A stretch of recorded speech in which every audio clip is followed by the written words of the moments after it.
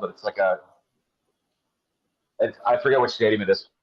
Looks good. I got space. I'm There out you here in go. space. Mars is There you go. really cool. Elon Musk is going to take us to Mars. That's what he wants to do. So, Eh, sure, why not?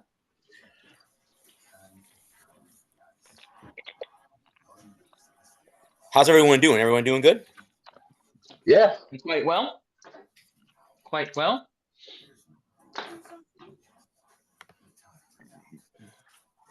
So, did you guys want to start? You said you guys wanted to talk about the national championship game. Yeah, we can start there. Fine with that with me. Monday night. At least it's at a decent time. Well, what time's kickoff? I think it's 7:30. Yeah. That's I think they moved it back a half hour because usually it doesn't come on until 8. But I think it's 7:30. Oh, it's starting out fairly good. Oh, shit. I think it's all about momentum at this point. Even though Notre Dame's having a storybook season, like just level of play right now, I got to give the edge to Ohio State. Can they Yeah, both lose? So I give it like it's 8.5 points. So if I'm a betting Ohio man, State by 8.5. I think I'd go probably Notre Dame inside that 8.5. But Yeah, the over under is 45 and a hook. I like Ohio State the points and the over. I don't see Notre Dame covering. I just think they get run. Good over under. That's not outrageous, like a 50-something over and under. There's a lot of good. Well, look at the match predictor on ESPN.com. They don't have Ohio State by much. Nope. That's feasible. See that 35 number from 27, 21, 28, 21. That easily hits that over. So I like what you said, Adam. Like that's a good. If you're betting, I like the over on that. So I think there'll be some points scored in that for sure. There's a lot of NFL players that can hit pay dirt and make big plays. So I'd go the over there. Yeah. You guys can hear me, right? Yeah, we hear you. Okay. Hello, good sir. Thanks. Happy Thursday. Thanks. I think we're going over. We're just shooting it around the horn here, talking Buckeyes fighting Irish. Who you got on Monday night national championship? Well, you only think I'm crazy, but I'm gonna go with Notre Dame anyway. I mean, they have shown why. Yeah, they have shown why they've gotten here, and nobody would give them a fair shake. But when they beat Georgia, which I think they had a chance, because Brock was out, so I think they gave them the advantage, and I think they were able to take it from there. I mean, Penn State and Notre Dame, that game can win either direction, but I thought maybe that Notre Dame had a little bit of upper hand here, and they pulled out with the last few seconds of the game, and that was the best game I think of these whole college playoffs. So, Adam, Adam and I got Buckeyes, and then Brad, what are you thinking for Monday night? What kind of game do you think is going to unfold? We're going to split this half and half. I'm taking Notre Dame because I can't stand Ohio State, so I'm taking the Irish, even though they beat Georgia. So yeah, and I just don't see it. Ohio State, they ever since the Tennessee game, they've just been rolling. I just don't. There's nothing. The Irish don't have the defensive weapons to shut down Ohio State's offense. I think it gets ugly early, and Ohio State wins comfortably. I think Ohio State wins going away. I think for Notre Dame to have a shot, they just keep away. Like all those weapons for Ohio State can't score a lot if they don't have the ball. Right. Well, so Notre Dame's kind of like duh. We already know that. It's kind of simple stuff. But like if Notre Dame can hold onto the ball and kind of slow it down, grind it out. But if it starts getting into a shootout, it favors, like Adam said, favors the Buckeyes. They got more NFL talent. Yes. The problem is that I don't think it really matters. I don't think the Notre Dame doesn't have the defensive players to shut down Ohio State's offense. They don't have a killer front seven to force the Irish to be balanced, or the Ohio State to be balanced. I think Ohio State gets out there and just runs all over them.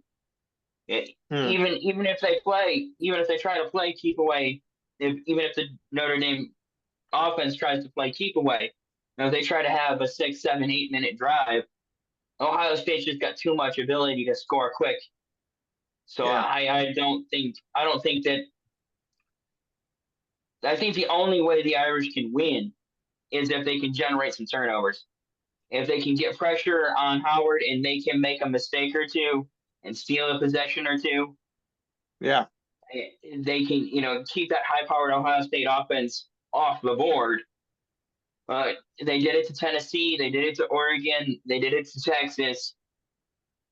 And once you get behind that Ohio State offense, their defense can tee off and just start going to work.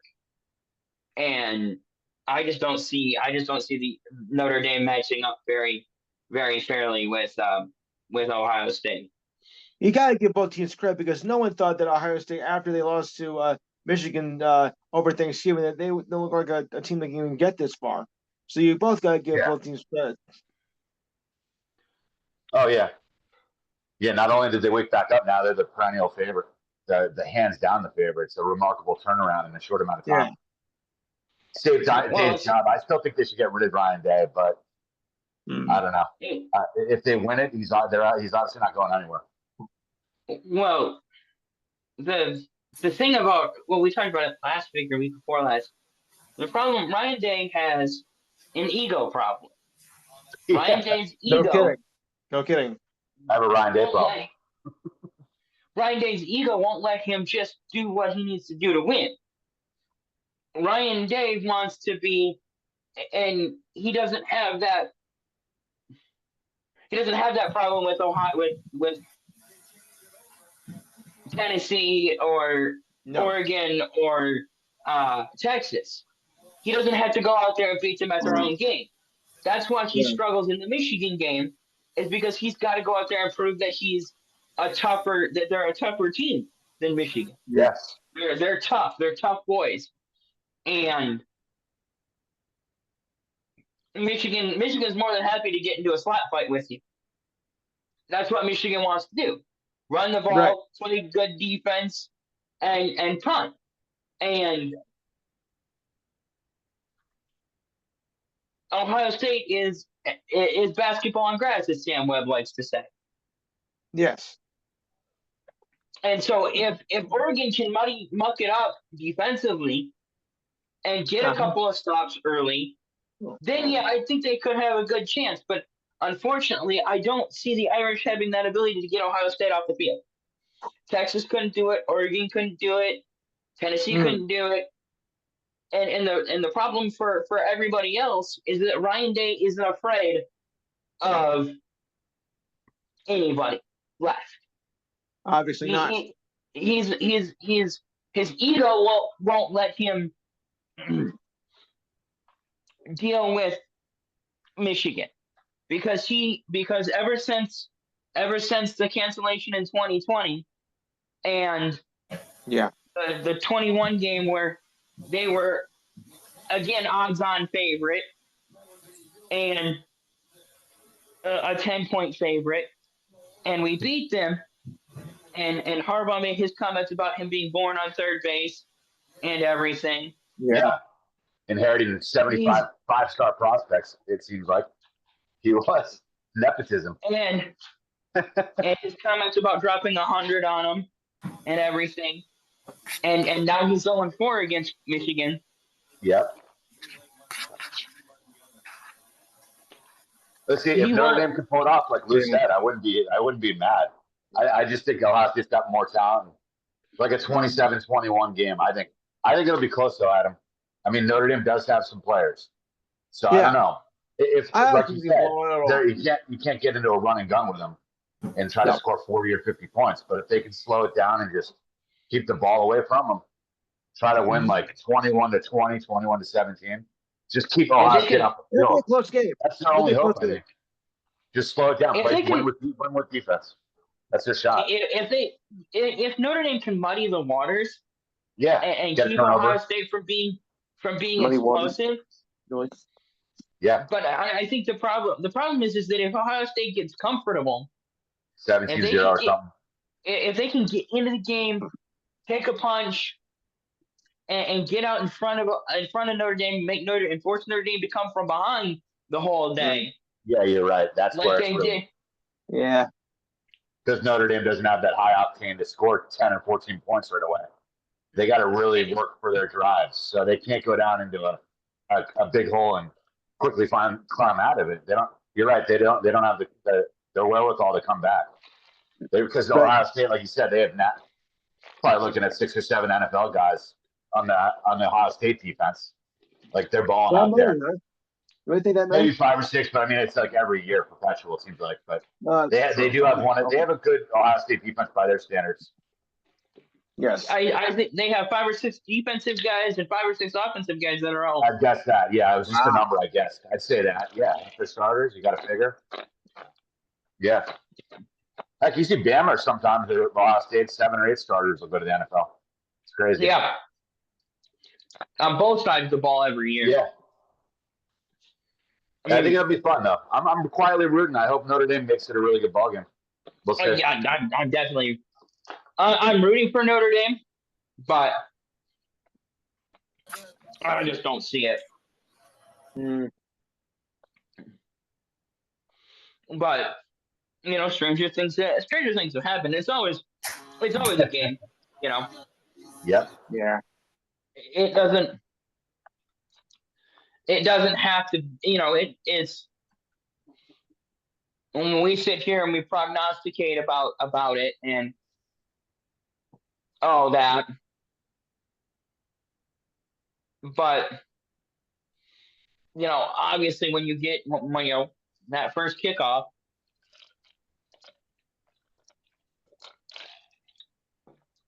we'll find out whether or not Notre Dame's for real. Because obviously, Notre Dame can win.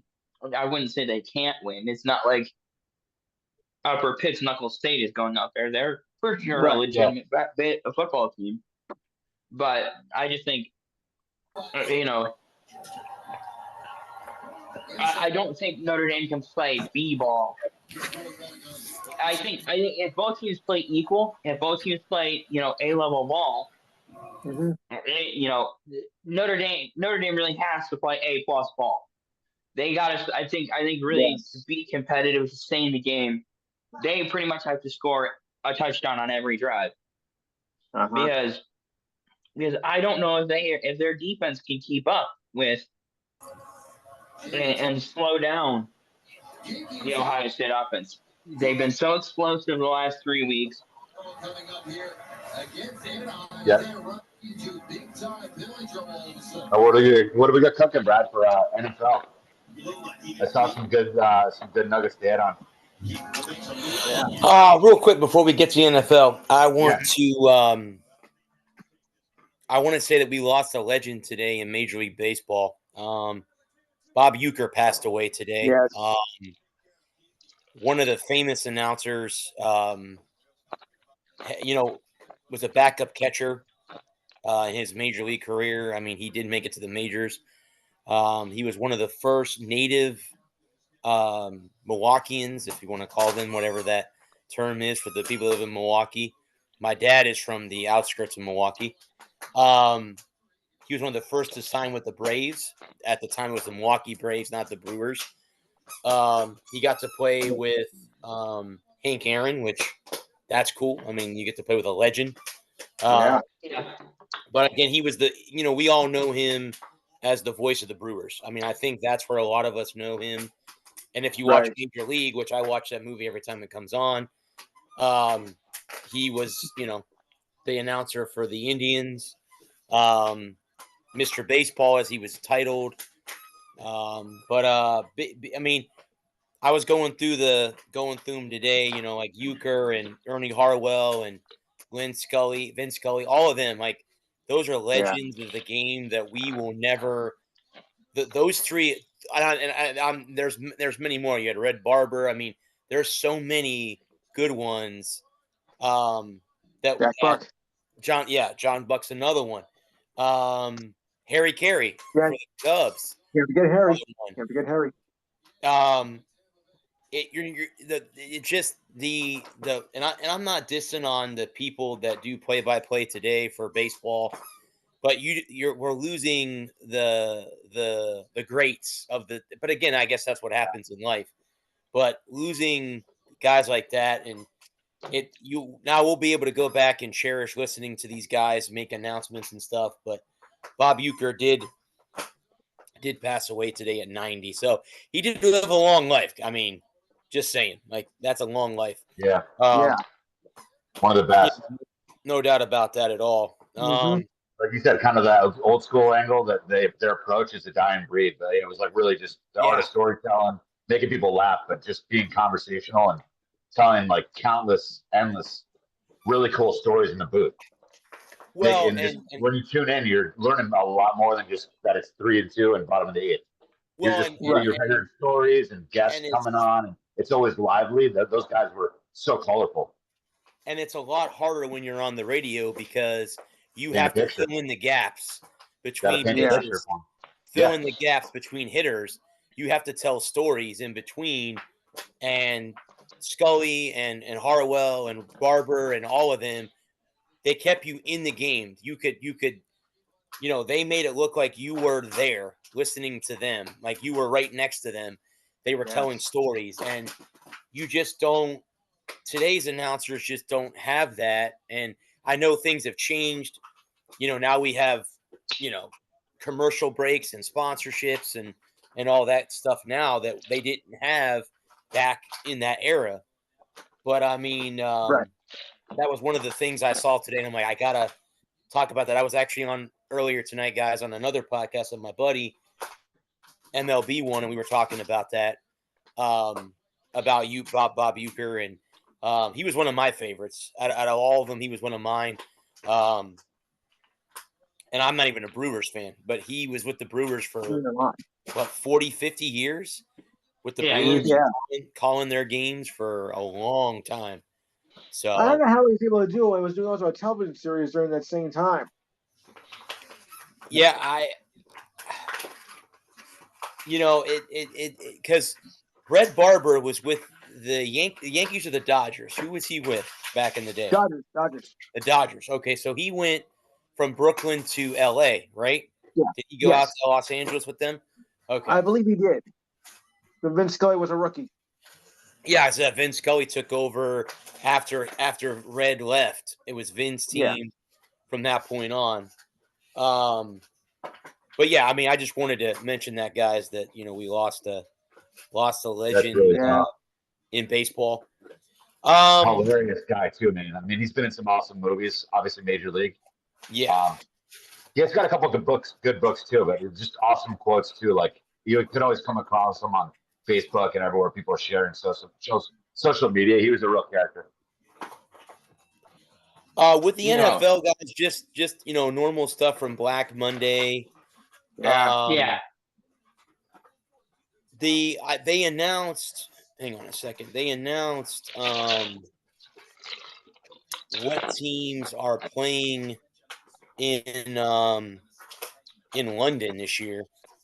Okay. And the 2025 games the host will be the Jets and the Jaguars, which I'm not surprised about the Jaguars. They play in London almost every year. So that's not shocking. Not at all. The Jets played there last year and lost to the Vikings 23-17.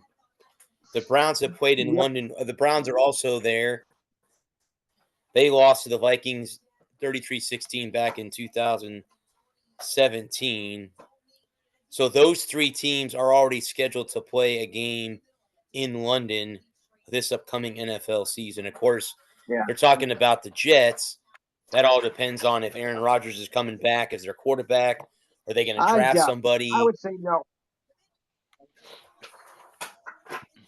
Because, I mean, last week I was kind of quiet. I was letting Dustin and you guys talk and catch up on fantasy. I don't play fantasy football, so I was like, I'll just be quiet. I'll listen in. And you do, dude. He's a great guy for Combine NFL. He knows my buddy. Like that's to have him in there. I thought he was just a fantasy guy, man. He's got a lot of good versatile skill set. He knows a lot about the inner workings of the league. What I'll do is Alex, I'll bring him on and I'll bring Jeff on because Jeff's a draft guy too. Yeah. So we can have them come on together and see where they stand as far as that goes. Who's the bigger? Just real quick, while we're talking about a couple of your cool guests that I remember. I think it was when I was visiting my family in Florida last time. You had a really stocky, really smart guy on about the draft. That's Jeff. Another football guy. Yeah, that's Jeff Barnes. Cool. I got to meet Jeff at the USF games, and that's one of those. You know, you always say that when you get a chance to be in the media to gain relationships, and that's one of the ones that I really. And Jeff, you know, Jeff follows me on X, and like a lot of my posts, he'll comment on. Like he commented on my post today about Bob Uecker, and stuff like that. But I talked to him about high school football. He's a high school football coach in his county in Florida. So he asked me about my team, and the guy I announced I'm not a coach. And then I'll ask him, hey, how'd your team do this year? He goes, well, we suck. Our offense is horrible. And then, you know, I'll ask him a couple weeks later. I'll say, hey, how'd it go? We still suck. So he's trying to get them to get back. But yeah, that was and then I met Dustin through the same way. We had Dustin on with a guy I met off LinkedIn, and I can't get the guy off LinkedIn, Mike, to come back on.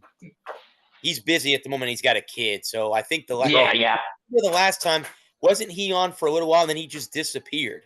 I think he jumped off because I think his wife was pregnant or they had just had the baby. Yeah, when we had him on. Right. Yeah, so now I did message Mike, and he said that he would come on at a later date. He just said, right now I'm done with fantasy football because this is my off season. I'm like, no problem, dude. I'll have you come back on when the season starts or as we get close to the season when fantasy sports. Good stuff. Back up. I know. I mean, looking at the London matchups, I mean, just to have that trio, it's random, but I mean, the NFL they couldn't tell who was going to be great and not. But I mean, you couldn't pick a worse trio, unless like a weaker, like you got the three dumpster fires respectively. You got the Jets, the Jags, and now the Deshaun Watson drama Browns. Like, but hey, people are still going to tune in to plenty, but marketing wise, it's not. Imagine if they had the Chiefs or another Ravens or Josh Allen over there, but it's still going to draw just masses. Well, I think. Well, we don't know who they're going to be playing yet. So, you know, assuming that they're sending three more teams, you know, I think the NFL, you have to be careful when you send teams to London. Yeah. I think you pick the reason I think they pick these teams, especially the Jags and the Browns, is because they think they're going to be able to outdraw a home game. So if the Browns average 43,000 for a home game, and that's that's 2/3 full. If they have a 60,000 seat stadium, and they only draw 38 to 45,000 a week, you might as well send them to London where they're going to have 65 or 70,000 fans, and a third more of the ticket sales. You know, same with the Jags and the Jets. If the Jets and Jags are only averaging 42,000, I have to look it up. But whereas you can send them to London and increase your ticket sales by a third, as opposed to having them in a traditional home game. Whereas if you send the Bills or the Chiefs or the Ravens or the Lions, teams that are selling out every week, teams that are full capacity, you can send, like the Eagles or the Packers, some of the better teams, you don't necessarily want to send them to London because it's a home game. They're already drawn. You're not losing. Now you send a good team to London, you're not it's not that much better than than having them at a traditional home game. Whereas you send one of these lesser teams like the Browns, the Jets, the Jags, you're creating you're generating extra revenue. So I think from a marketing standpoint,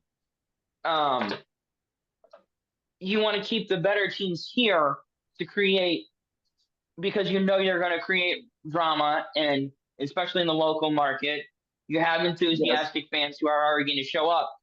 Whereas you take a team like Cleveland with an apathetic fan base that's probably looking at another bad year with a crappy ownership group, no direction at head coach, no front office in shambles. I think it makes sense in a way. Now, I get what you're saying, and I don't necessarily disagree with you with, sending better teams would showcase the best product over the pond. I mean, the popularity is going to be worldwide. It's the biggest sport ever, but I mean, if you had like Chiefs, Ravens, or Bills, Josh Allen versus the Packers, like juicier burger for them to chew on over there. More kids are buying jerseys, and the dads are coming out of the pub. More people are wearing Packers jerseys overnight. Like, I don't know. It's such a money machine either way. Because they're going to sell out the stadium, even if they have the Jets or the Jaguars playing XYZ. Yeah, and so I think it makes, I think in just terms of marketing, like if you were to send, let's say you sent Chiefs Bills, and they played in a brilliant 45-38 nail biter, and then the next week it was Jets and Jaguars, and it was a 9-10 punt fest. You got people tuning out, so you might as well just send two crappy teams every week, so that when they do get a good game, then they appreciate it more. Because if you try to make, and then the other thing in that same vein is if you try to send great matchups every time, because there's only so many of those games, and you send Chiefs Bills, and the NFL is counting this as a great exhibition of NFL talent, and it's a 9-10 stinker, because no matter how good or bad a team is, they can still deliver a bad game, and London fans go, this is a great American football game. It was a 9-10 punt fest. I want high score over there, man. Whereas if you send two teams that aren't expected to do well, and they have a 9-10 punt fest, they go, oh, well, so this is an average American football game? This isn't the spectacle, like if you bear with me because I'm rambling. Show them the best, but man. If you want to show them an average product, or show them the best of what you got. Yeah, yes. You want to be, because you don't want them to be scared to nail. If when it was a one-off where we were only going to play there once a year, or once every other year, then it stands to reason to send the best version you have. But if you're going to be playing multiple games, and you're trying to always showcase the best you have, and you can't always guarantee that you're going to get a 45-38 slobber knocker. So you send games that are just going to be football. Right. This is the average football game, and instead of creating this unattainable, and so instead of creating something unattainable, you create something maintainable. And then every now and again, you might have a great game, a 45-38 epic fourth quarter comeback by, a Josh Allen or Patrick Mahomes. Yeah. And so it doesn't create this sense of, oh no, we're always having to showcase the best. I agree with that. Yeah. Agree. Hopefully those teams will be better next year too. I just think it's great exposure. Like either way, it's gaining more and more popularity. I wouldn't be surprised at all if Goodell, he's already talking about maybe getting leagues, even a team in Mexico or, at least in England. So it's tracking big time. Soccer's still king over there, but USA is it's gaining a lot more traction over the pond. I feel bad for like the kids over there, and they're hardcore and they're like into it, and it's like 9-7. I don't know, you know what I mean? Like it can't be the Super Bowl every time, but hopefully they get to play like some pretty good. Hopefully it's like a decent mix of teams. Yeah, Those kids are starving. They want to learn more and see like Mahomes and Josh Allen. It's hard to send like that the best of, like you said. It's you can't have like an all-star game every matchup. So instead of trying to chase the unattainable, you send consistency over there, and every now and again they put on a show. Gotcha. And that's my from from the outside looking in. I don't have a line in the league office, but if I was having to guess what Goodell and the Brain Trust are thinking, I think it was something. I think those factors are you can't control who's hurt or who's not hurt. Mm-hmm. You can't control for how either team is playing, how either team how they're feeling. And so instead of trying to send Josh Allen versus Patrick Mahomes every single time, we'll send average teams or below average teams and create a just because to generate popularity and interest in the game. We're sending the game, not the teams, right? We're sending football. We're not sending Josh Allen and Patrick Mahomes. We want people invested in football. We want foreign nations invested in football. And so if they get this great game, but it's a one-off. We don't want to spoil them. Keep it at mediocre for them. Keep it average. And 17-20, 13-10, 21-24, kind of those average games that are interesting, that showcase the product, but aren't a car show. It's a used car lot. Every now and again, you might see a BMW M3 or M4, but on average, it's an 08 Ford Focus or a 2012, Toyota Camry. And so it's just they got to be better than Jags. They got to be better than Jags Jets overall. So like if in the Premier League in England, they're not sending trash teams that are the bottom barrel of their soccer to the U.S. going, look what we got. They got to send some good and some bad. Right? So I mean, hopefully the Jets and Jaguars improve. Because better teams is more money for them. But either way, they're getting the product shown over there, which is good. Well, the Jaguars are getting a new stadium here soon because the Georgia-Florida game is going to be, I think next year it's in Georgia and then it's in Tampa in 2027. So the next few years that'll be out, and also too the Jaguars are interviewing offensive coordinator Liam Cohen from the Buccaneers to be their next head coach. So I don't know if he's going to leave. If so, that would be 2 years in a row that the Bucs have lost their offensive coordinator to be a head coach because we lost Dave Canales to Carolina last year. So,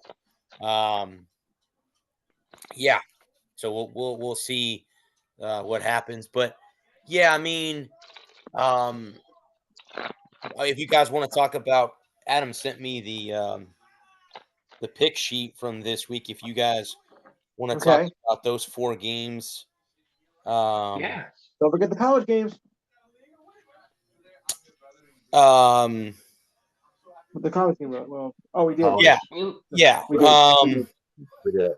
So we have 2 games Saturday, 2 games on Sunday. Yeah. You have Houston at Kansas City and Washington at Detroit. Me personally, I think both games will be competitive, but I think the Lions and the Chiefs will be the teams because the Texans have kind of been an on and off team all season, and Washington's young, and I know Detroit's defense is banged up, and I know the Bucs couldn't slow anybody down anyway. Their defense was horrible all season, and Jalen Daniels made us pay at the end of the game, or we'd be in Philadelphia playing the Eagles this week. Right. I just with the Commanders. Who do you think? What do you think of Jalen Daniels' performance against the Bucs? Well, you can see why he was the number. Honestly, here's my opinion on that. I think, was the best quarterback in that draft class. And I'm not saying that Chicago made a mistake by drafting Caleb Williams, but obviously Jaden Daniels had I think he has a better offensive line in Washington and a better head coach in Washington compared to Chicago. But I say Kansas City and Detroit because they're both at home. It's hard to beat them at home. I mean, Detroit, it's hard to beat Detroit at home. So we had what's his name on earlier this year, I picked Detroit and Kansas City in the Super Bowl. So which game you want to start with for the picks? So we could maybe do one by one. We'll just pick each game. Maybe then you want to look at the KC. What's the first game Saturday? Houston, Kansas City. Oh, nice. So unless the lines have changed, KC's a 7.5 point favorite. The over are 8.5. It's 41.5. It's 8.5 now. Did it go up? Okay.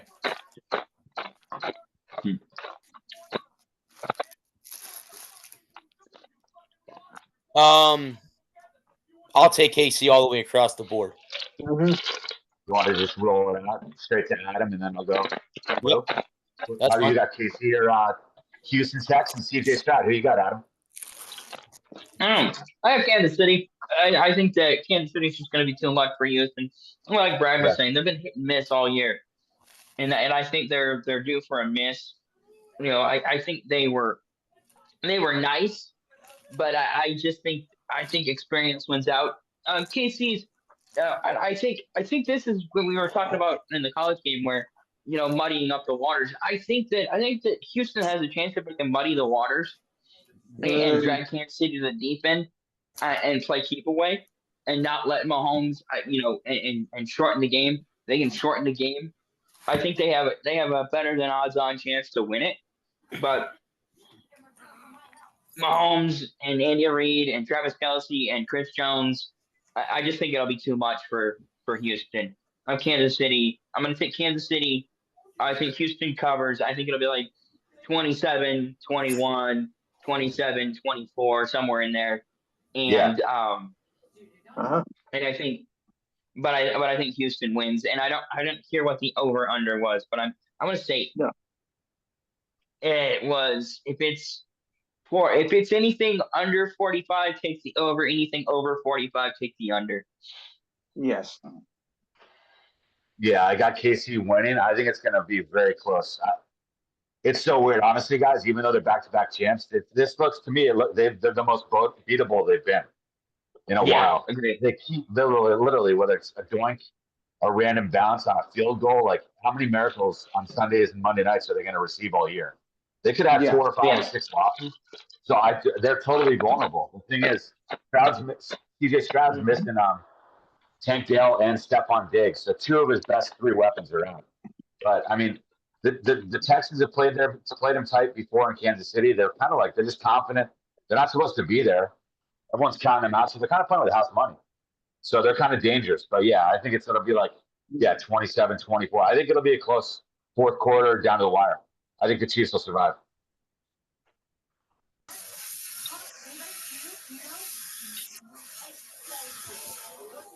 And Lou. Yes.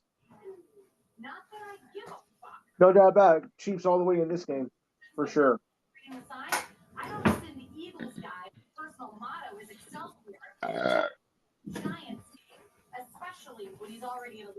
No question about it. Okay. There we go. Okay. Sorry about that, guys. I was cleaning some dishes. The next game is Washington at Detroit. Unless the line has changed, it was 9.5. The total over under is 55 and a hook in that game. 9.5 and a hook. In that dome, Adam, what do you think, man? Points aplenty or a defensive struggle? Or a little points? Okay, so break it down. In my unexpert analysis, I think Detroit rolls. What I saw watching, I've seen handful of Commanders games this year, and including last week against Tampa, and I think what kept Washington in the game was their aggressiveness. They went for it. I think they were 3 of 5 or 4 of 5 on fourth down, but they weren't good on third down. And I think if they fail to convert on third and fourth down against Detroit, it's a long night. Montgomery's healthy. The defense has had a week off. I don't know how healthy Montgomery is. He's coming back, but I don't know how much he's going to get to play. But if he can go and be productive, yeah, I think it's just a long night for Washington. Washington's a young team. Never count out a young team. What they don't know, they don't know. Right. But the NFC runs through Detroit this year, and I think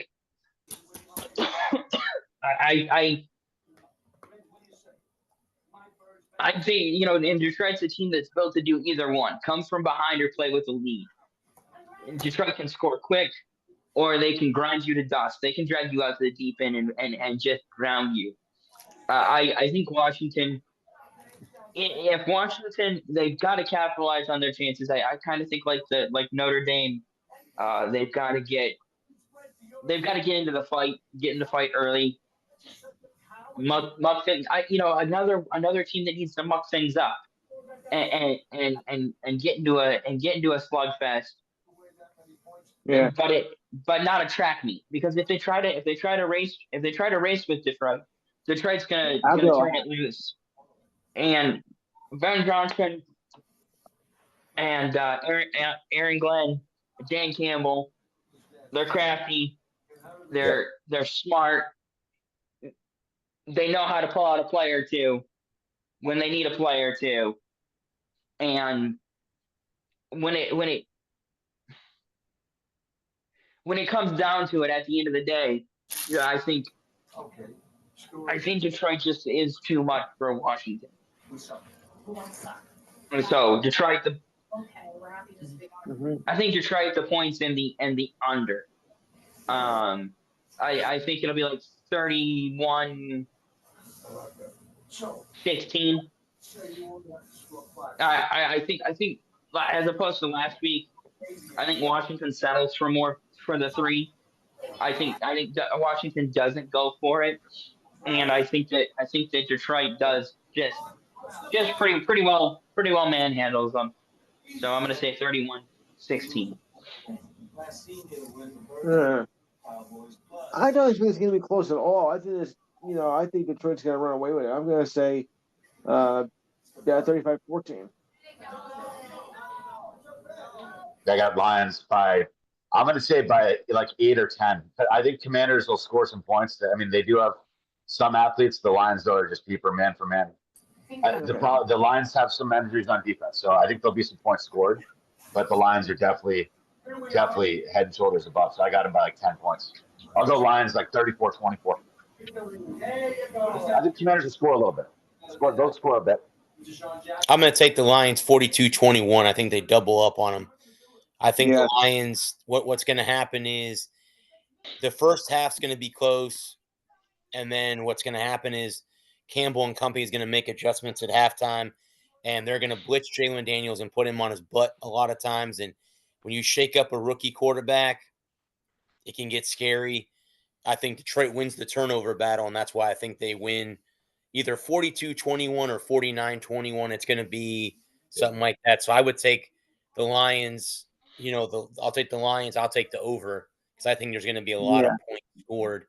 Because the Redskins, their defense is okay. It's not great, and the Lions can score, like you said. Adam mentioned Montgomery's back. Yeah. I'm not saying Brown's been one of the best wide receivers, if not the best wide receiver in the league this year. Yes. And you have, Jared Goff has like re-risen his career since becoming a Lion. So, they've got too powerful of an offense for that to happen. The first Sunday game, guys, is Alex's Eagles at home against the Rams. The line, if what's it's changed, this is ESPN, is 5.5. The over/under is 43 and a hook. Eagles. You kick this off with this is bleeding green over here. I mean, guys, as far as a matchup, the Stafford and those guys they're fun. They're fat. They can score some points, but it's going to be a ton of snow. You throw in Jalen Hurts and Saquon Barkley behind like the best, biggest line. This is built for Eagles football on defense. On the offensive line and the defensive line, they're awesome in the trenches. LA is not built for this. Size-wise, they don't want to be in that weather.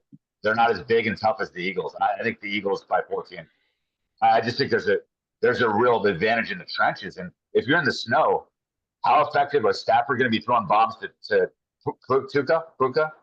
It's going to be a kind of a slowed down game in the snow. And I think the Eagles can just Saquon Barkley might get 160 yards. I think it's Eagles by I'd say by about 2 touchdowns.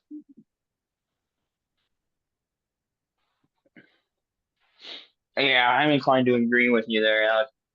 Not only are you not on turf, they're going to be in a snowstorm. They're coming out of LA. It's just a bad matchup, I think, for the Rams.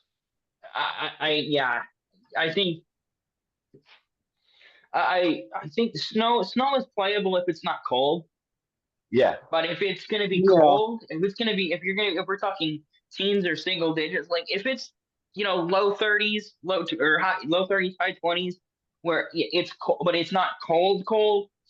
You can you can go and warm up by it. But if it's Arctic cold, if it's brutally cold and snowing, and I don't think. Here you go. The game time temperature is what's at 2:00, right? Is that what the? Yeah, 3 o'clock. About right. You're looking at either the low to mid 30s or upper 20s. The wind chill factor will be somewhere in the 10 to 12 mile an hour range. Chance of snow 80%. So there will be snow. It will be cold, and as the day goes on, it's going to get down into the teens. And I just think that I just think even if this was sunny and 70, the Eagles bullied them when they went into LA 5 or 6 weeks ago. The Eagles are bigger and they're faster. They have better talent at defense, offense, and more facial hair than us. And then just the offensive line, I just don't see how Stafford's going to beat them. I got the Eagles by 2 TDs. Do you guys think the Rams have a shot? A live dog? I think it's an NFL football game. I think it's any given Sunday. Yeah. I think we can all sit here and discuss for every reason why they can and can't win, and we'll be sitting here Monday and be like, or Thursday as it was for us, as it were for us. One or two of these games will be totally different. Yeah, we'll have gotten it completely wrong. That's why Vegas is building casinos tonight and tomorrow. They never run out of money. No, it's very unpredictable. A lot of parity. The house always wins. Yeah. There'll be a couple shockers, I'm sure. But I think, and I agree with you. Everything you said. I just don't see. I don't see a path for a victory for LA, especially if it's going to be cold and nasty. If it was going to be in the upper 30s to 40, I think that they could. If it was going to be in the upper 30s or 40s, and they could throw the ball. Yeah. If they could if they could run some screens or some slants, some quick passes, and keep that defense from teeing off on Stafford, then I think they'd have a shot. But if it's if we're talking low 30s, high 20s, and dropping, where they're not really where you can't throw the ball quick, and snow, you can't, and a pretty good win. I think that, and the fact that the Eagles can run the ball, that's the other thing. Best running team in the league. They're just going to slow it down and just bash him up front, I think. Just grind it out. Yeah. Yeah. And Stafford, man, he's a statue. I just blitz him all day if I'm a D coordinator. Mm-hmm. If he's going to beat you, I mean, I don't know. I just never prevents you from winning. But if I'm teeing off on him if I can, just try to hit him. But Lou, what do you got for Rams? Stafford versus Hurts so good, Jalen Hurts. Who do you got? Well, Eagles, Rams. if it's gonna be the frozen tundra, I don't think the Rams are gonna have much of a chance here. So, I think it's a done deal. I mean, the Rams, well, I would say lucky against the Vikings, but they did have the home advantage, which I don't think they should have gotten. But I don't see them having much of a chance in this game at all. I really don't. What do they know about playing in minus 5-degree weather? Not much. And I don't see. There's just that they can't muddy the waters with Philly. No. They're smaller. They're like. I mean, they have to throw, but they kind of can't because the Eagles are a bigger team, stronger. And they don't match up. They don't match up well offensively. And so. Yeah. I noticed Kupp's kind of like he's not the guy he used to be either. So it's really just stop Puka. Yeah. Yeah. The Rams. I would say the Rams are the weakest team left. Rams and Texans are kind of, and Commanders. Yeah. I mean, there's some. I don't know. Brad, what do you think? Do you think Rams got a shot?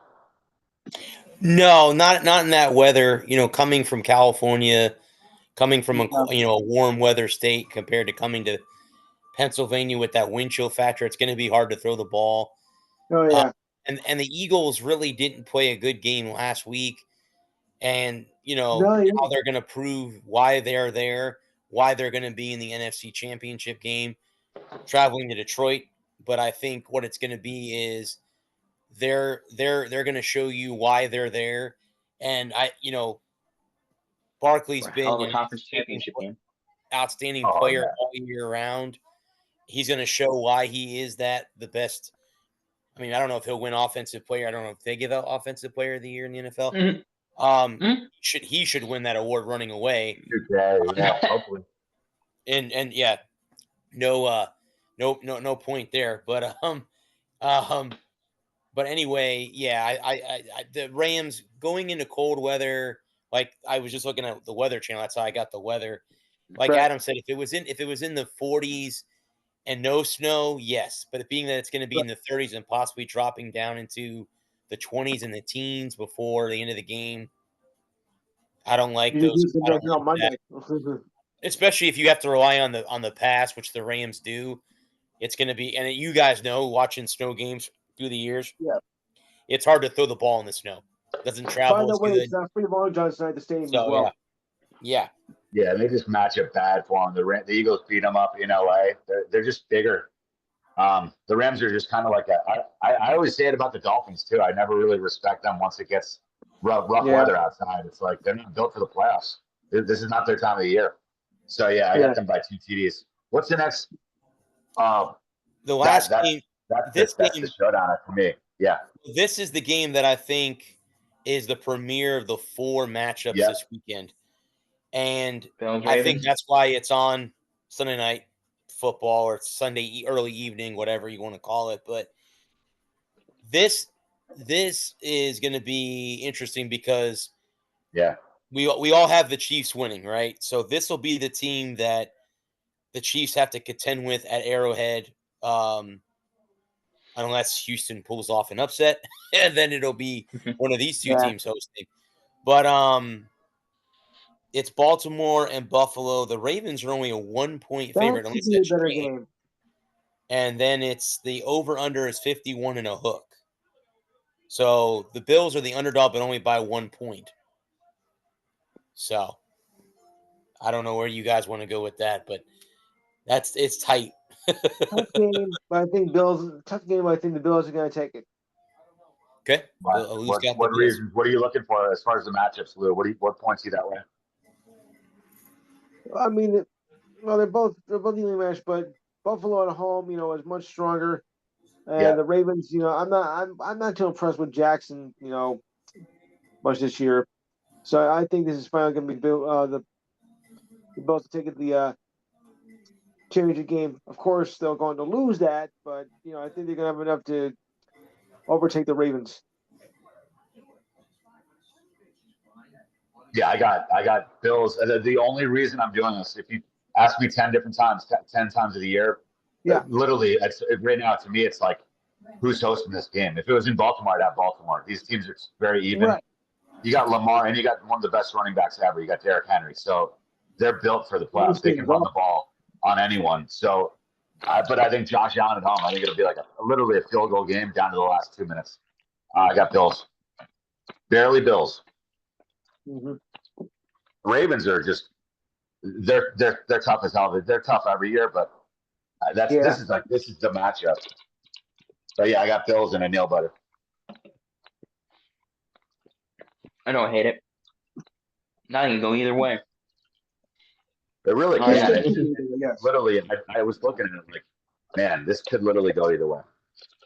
It's every prognostication. If I'm looking at CBS Sportsline, it's predict the score 27-27. I'm literally like, the only way that gives me any lean or any notion to go right or left is whoever's hosting the game. Bills at home. I have to pick someone. I'm taking the Bills. If it's in Baltimore tomorrow, I'm taking Baltimore. So, but yeah, I got Bills. What do you think, Ad? I mean, I truly think it's corny, it's annoying, but it truly could go anywhere. Either way, comes down. This is the one where it's dead even. All right, you said it's corny. They could both win the Super Bowl. It's cliche. Yeah, it's corny, but it's true. It comes down to quarterback play. One or two plays. Whichever quarterback plays better. Yeah, totally. If Lamar has himself a day, and again, that'd be interesting. I don't know what the weather's going to be like in Buffalo, but it's probably going to be pretty miserable. Yeah. And especially it's going to be especially with it being the late kickoff. Yeah, nighttime. Nighttime is the right time. Yes. And I think Josh Allen is he's from being from Wyoming, cold weather state. Cold weather the cold never bothered him anyway. 21 degrees Sunday, Orchard Park. So yeah, it's gonna be typical. It's gonna be Buffalo weather. Any spell?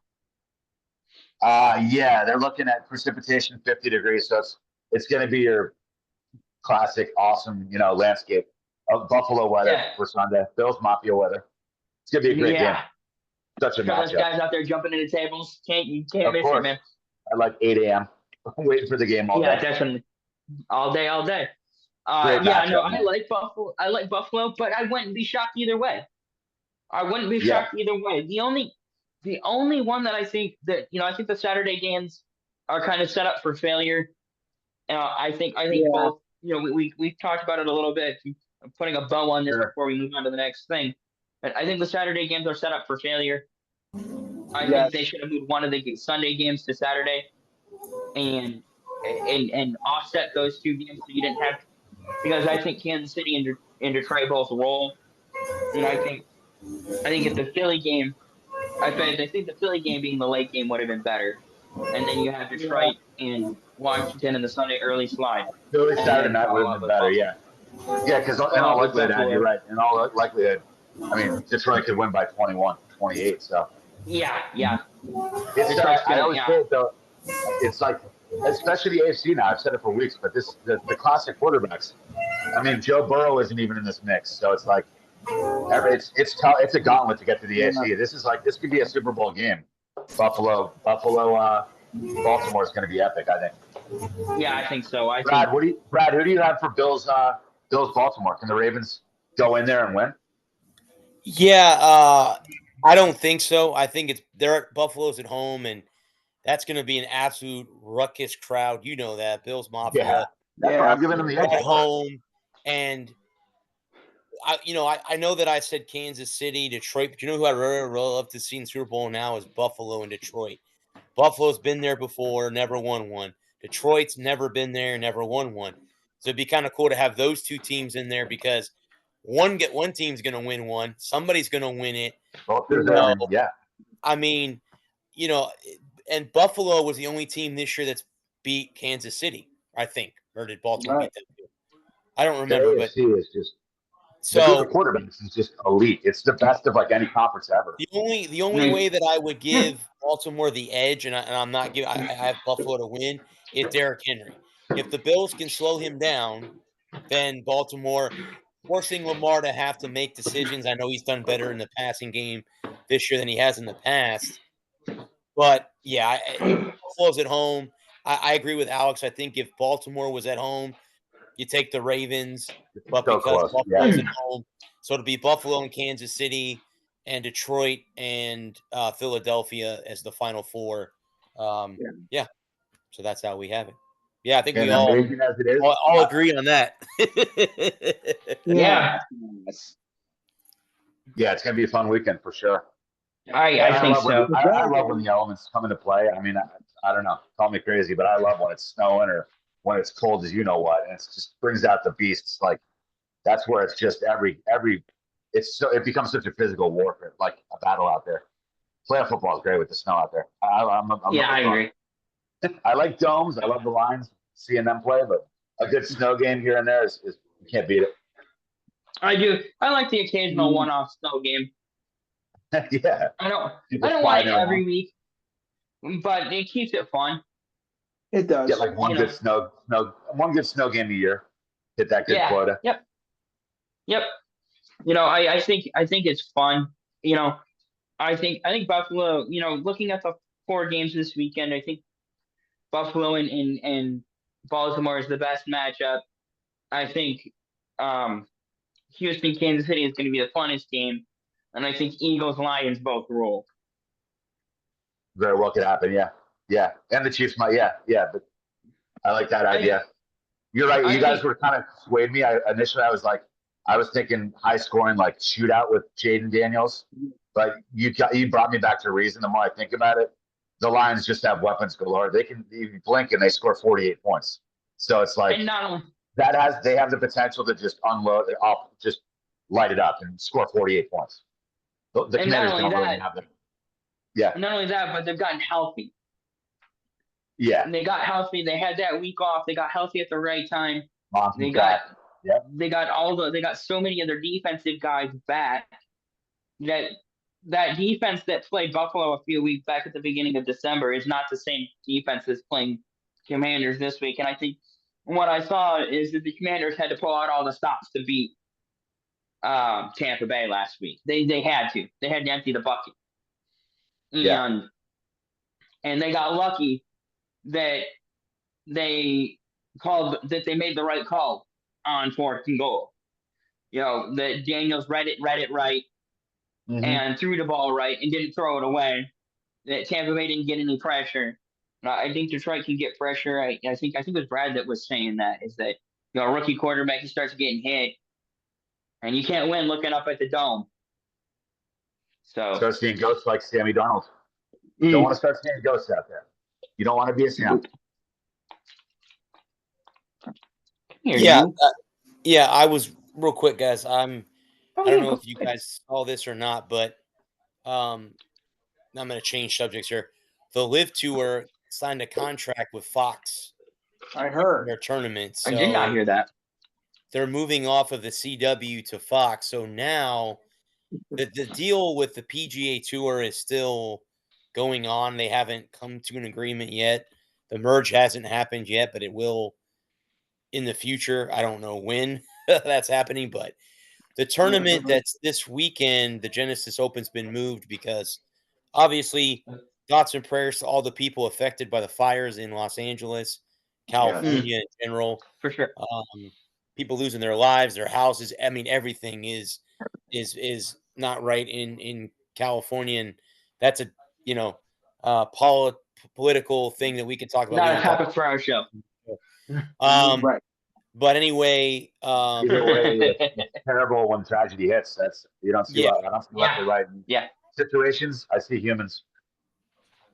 Yeah, so the merge is coming, but Live is getting Fox to air their tournaments.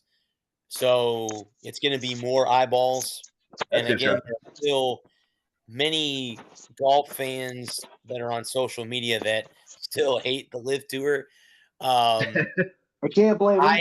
Me personally, I in the beginning kind of was against it, but I don't blame the players that went there because again, if you're going to have a payday, they're going to guarantee you money, and you only have to play 3 rounds compared to 4. You don't have to be on every event. You don't have to be at every photo shoot or whatever. And you have a family, or hell, even if you're a bachelor, they travel all over the world. So you can go and meet people and all that stuff too. I think it makes it more convenient, or it makes it more easier, for the players to play and enjoy it. Again, we know it's their job. Obviously, that's their profession, but they get to have fun. They get to play golf, and they get to do it for only 3 rounds, and they can wear shorts, and they can play music and all that stuff, where the PGA is, it's been that way since day one with the rules and stuff like that. So very traditional. I'm wondering when the tours merge, how they're going to go about the whole live thing, or how they're going to go about, are they only going to have the majors at 4 days, and all of the other tournaments are only going to be 3? It's going to be interesting to see how they do that. I know that obviously now that the season is starting, and we're now in a Ryder Cup year, because the Ryder Cup's now gone back to the odd years compared to the even years. It was the even years after the pandemic, and it went back to odd after. I'm sorry. Yeah, my apologies. It was odd all the way up to 9/11. Then it went to even years, and now it's back to odd with COVID. With COVID coming out of the pandemic, it went back, and now the President's Cup is in the even years. Well, interesting. A couple of things I wanted to hit real quick while we're talking golf, and you were talking about the 3 versus 4 day tournament. There was one day last year or earlier this year, I stopped off to have a drink after work, and this poor kid was 14 over, and had shot like 2 over on. He was like 14 over for the tournament and 2 over for the day, and I think he was on like 13. And that's what I was texting my dad. I said, and that's when golf is work. It's just another work day. And I can't imagine. So, I think it's got to be a lot more sad, especially if you're not making the cut.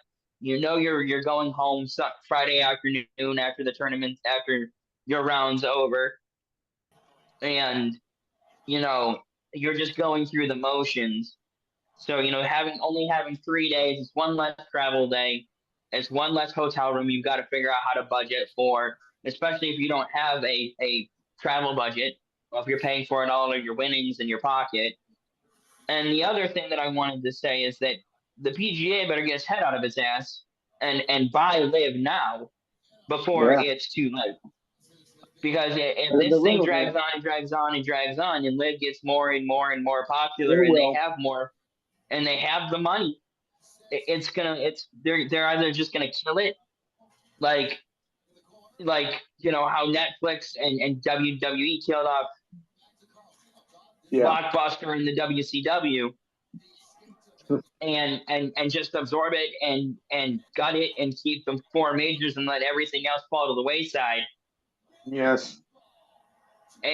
Or they're gonna become a secondary brand. Well, yeah, because Live has billions of dollars, because they're owned by the Saudi Arabian government. That's right. All the money.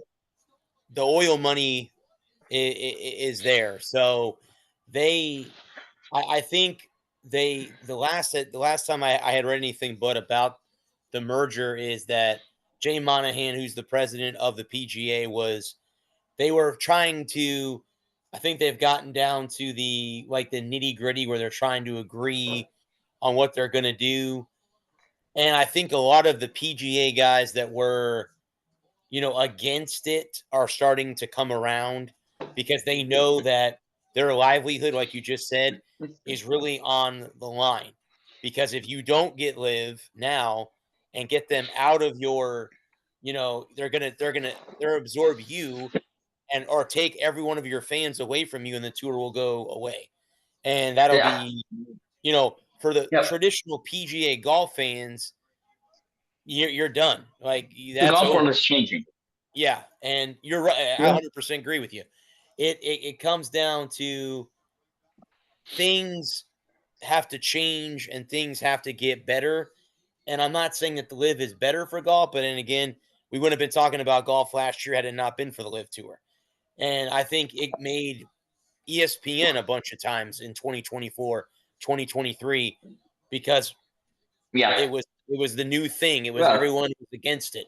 They were the Ivan Drago, against Rocky Balboa, So it was one of those things where, no one likes it, but then after a while they're like, hey, you know what? This is not so bad. Like I wish that the Live Tour played in Florida. I would either go as a fan or try to get media credentials to Live golf. I would definitely try to do that, but they don't come down here. I think they have a couple USA event, or most of theirs is overseas in Europe and in the Middle East and stuff like that. So, well, and I think the problem for the PGA is they're not in that strong position that they were 20, 30 years ago. I think that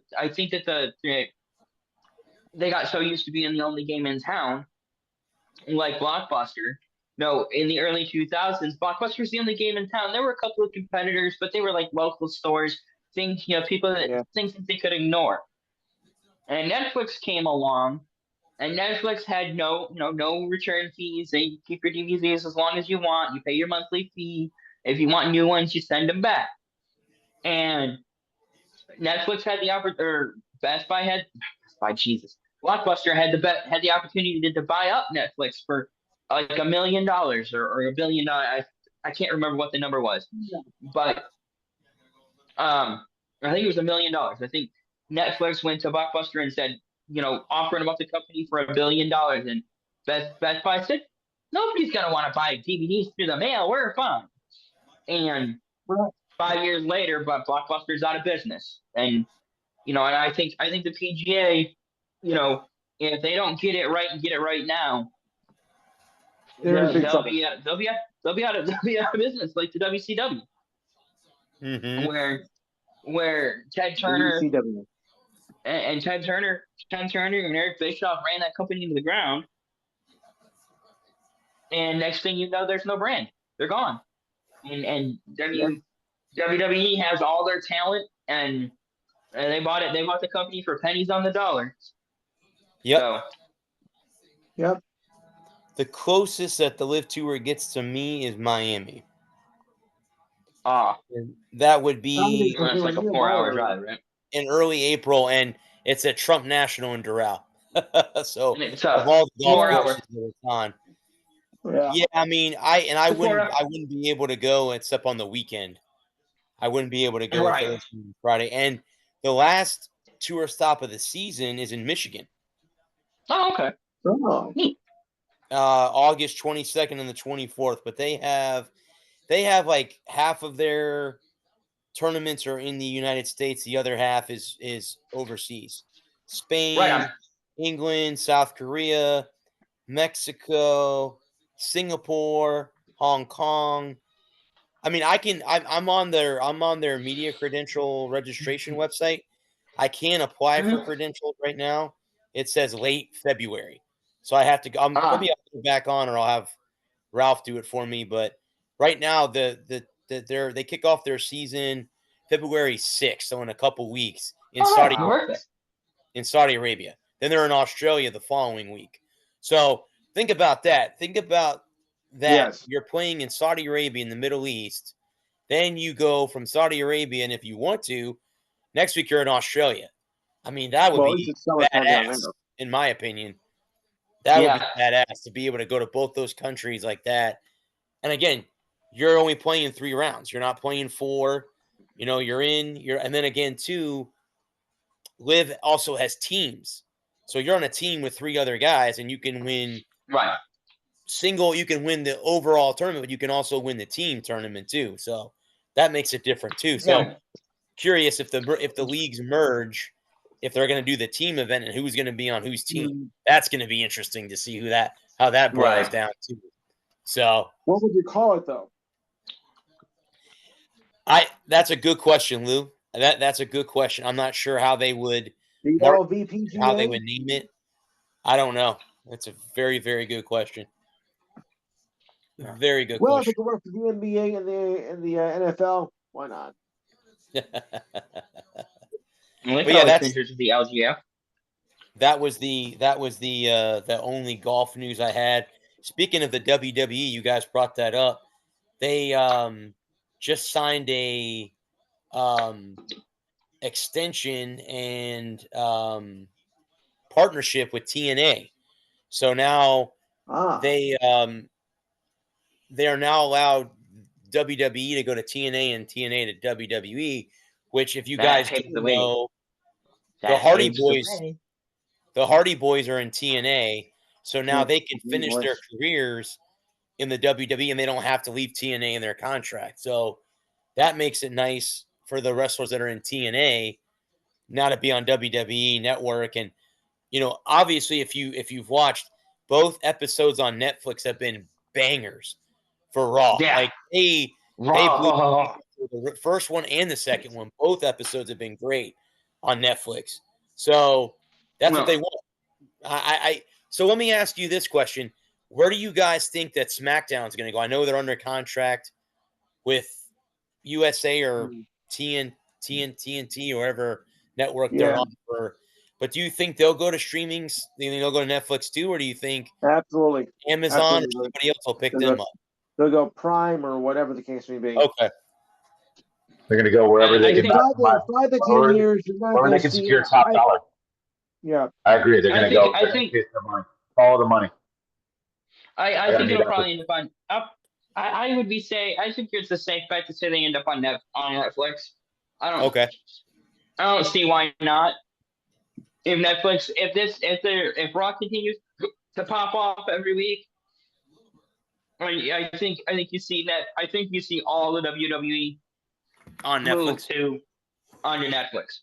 Well, in 5 to 10 years, everything is going to be streaming anyway. More or less, yeah. It'd be Netflix, Prime, Peacock. I'm not going to say anything on CBS because they're It'd be Paramount.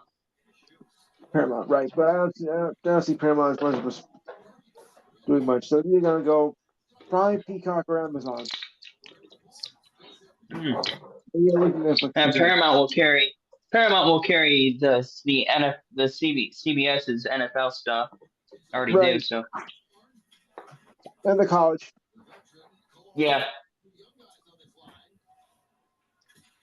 So I don't see why they. Years sports broadcasting as we know it. In the 5 to 10 years, you won't see anything on network television anymore, or probably even cable.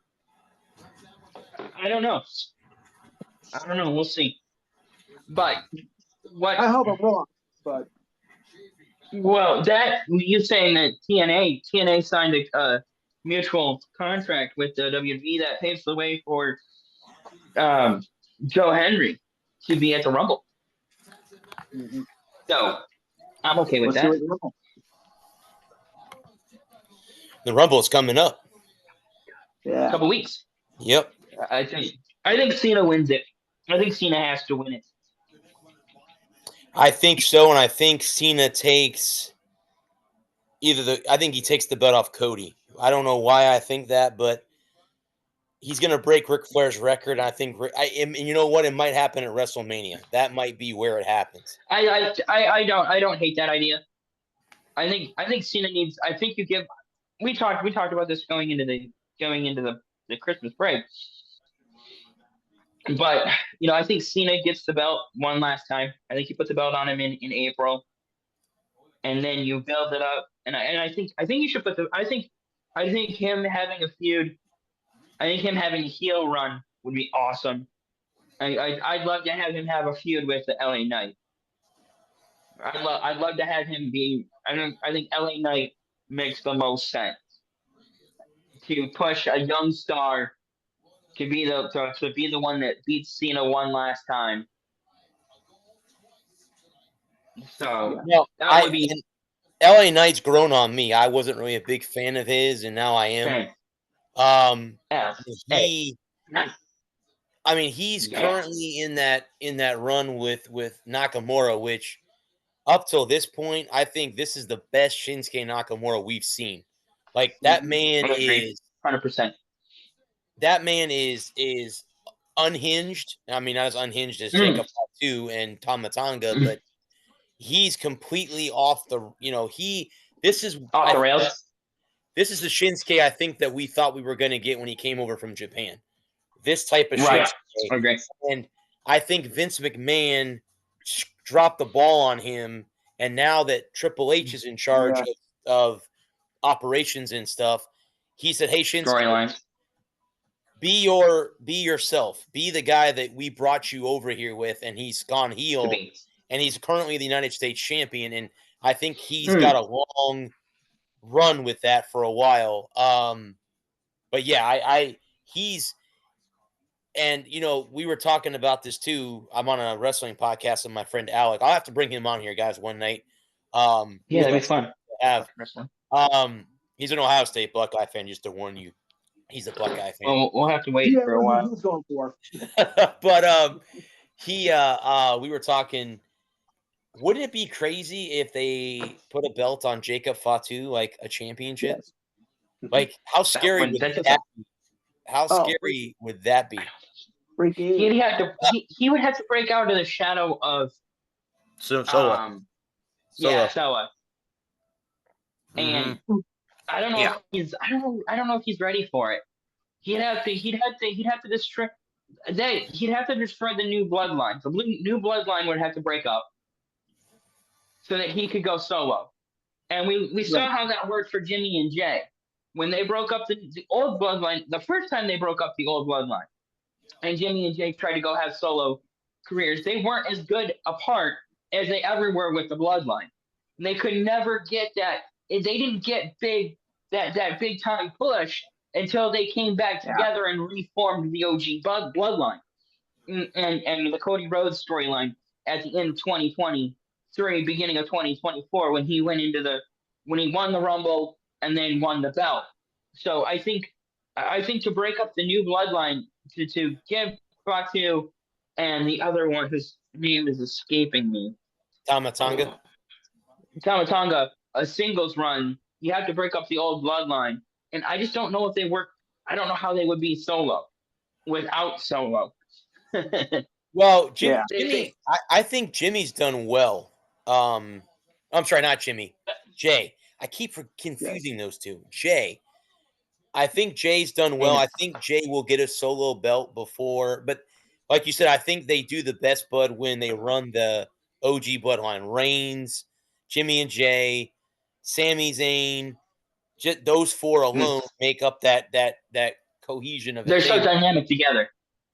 But again, it was cool, to see Sami Zayn beat the crap out of The Miz the other day. Always a good time. And then to see, I hate The Miz. Yeah, me too. To see, and then of course, Jay he's going after Gunther, the ring general. How he and Gunther can I? Gunther's grown on me. Oh, I was gonna say Gunther. I watched the last pay-per-view that I watched. I think was it? No, was it? What was the last pay-per-view? War Games. Yeah. We play a game. What I like about the WWE now is they hold press conferences after that was fun pay-per-view, and none of that shit is scripted. These guys are talking like they would be talking after a football game or whatever. Yeah, it's fun. Luther had a hell of an interview with a Big E. And what is the guy's name? Escaped me. Testator.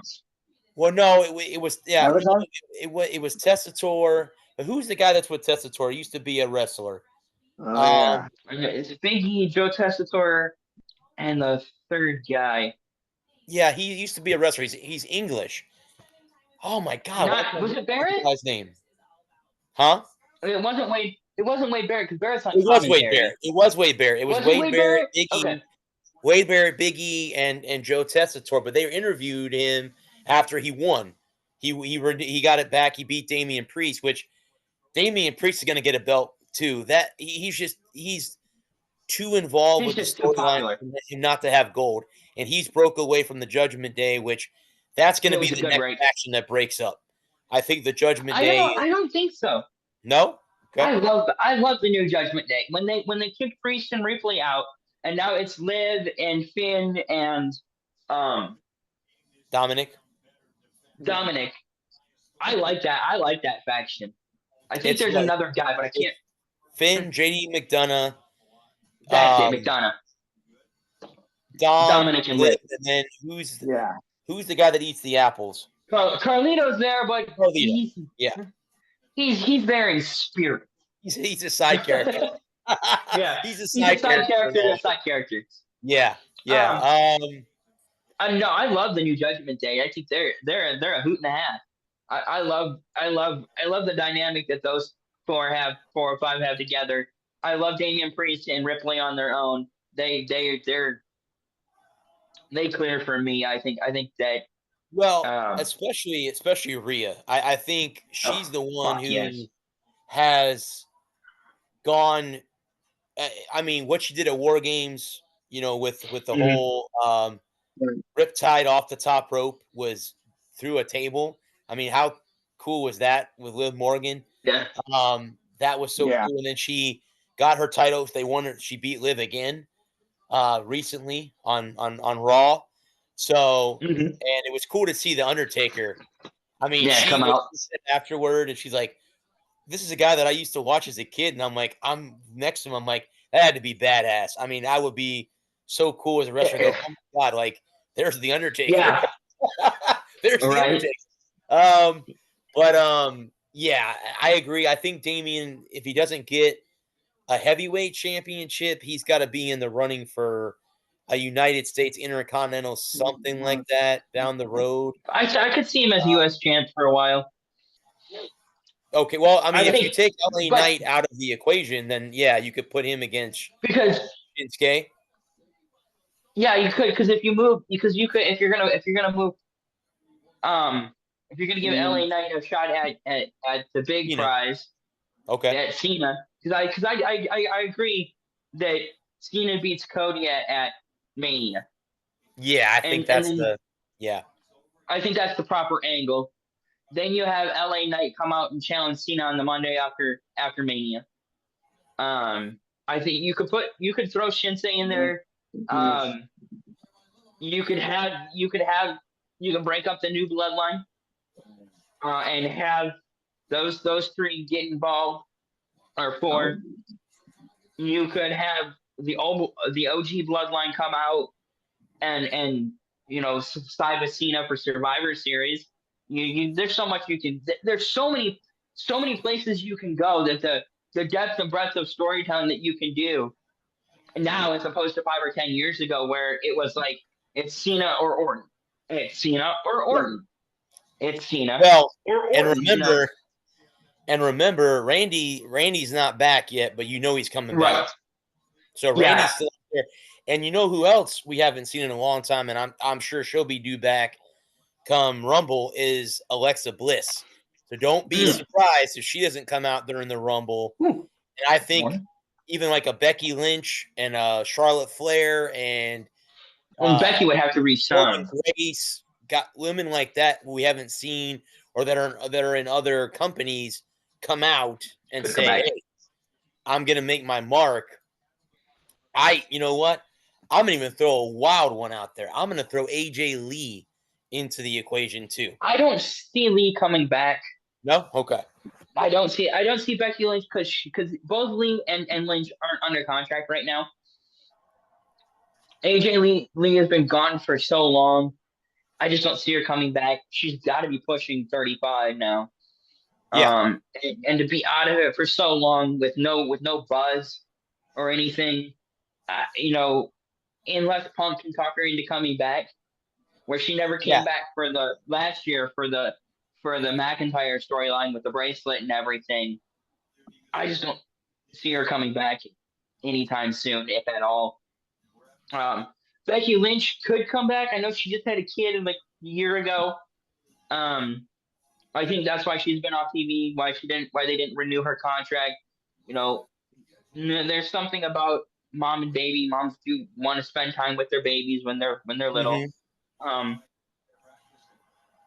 You know, if Becky comes back and teams up with Seth, then I could see an angle for AJ Lee to get back in the ring one more time, so that it's not an odd, it's not an uneven match. Right. So that's something that I could see happening if it happens. But I think that you have to talk both of them to come into coming back, and they're not kids anymore. I know Becky Lynch had a kid. I can't remember if AJ Lee had a kid or not. No, no. The only one that has a kid in that equation is Becky Lynch. Right. And she has one with Seth Rollins. Obviously, they're married, and Seth Rollins is another one who's. I think Seth's on the verge of turning heel. You can disagree with me if you want, but I think he's on the verge of a heel turn. Yeah. He has a rivalry with CM Punk, and that's going to go a long way too. Those two personally don't like each other because if you guys remember when CM Punk came back, look at Seth Rollins' facial reaction when his music hit. You could tell that he was not happy that Punk was back. So, I think it's just good storytelling.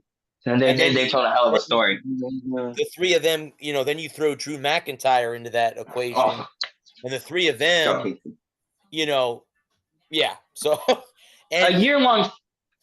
Let me ask you this. Do you think go ahead. If he's cleared to come back, which at this point he has not been cleared to come back, would be Big E. With New Day throwing him out of the equation. If you guys don't know, Big E was kicked out by Kofi. And why can't I never remember the other guy's name? Damn it, he's got his own YouTube channel. Up, down, down. Xavier Woods. I don't remember his name. Xavier Woods. And if you guys want to watch a cool gaming channel with WWE stars, watch Up, Down, Down. It's worth a watch. But though I could see Big E coming back and surprising those two, or he comes back to the Rumble and throws both of them out of the ring. That would be perfect. I was gonna say if Big E comes back, if Big E gets cleared to wrestle again, he would have to come back and destroy the New Day. He has to. I agree, bud. For storytelling purposes, he can't just come back and make nice with the New Day. He's gonna have to destroy them. And then they see if I was any type of writer and part of creative, I would play it so that the New Day has to save Big E, so that they can have Big E could come out at the Rumble, knock off Woods and Kofi.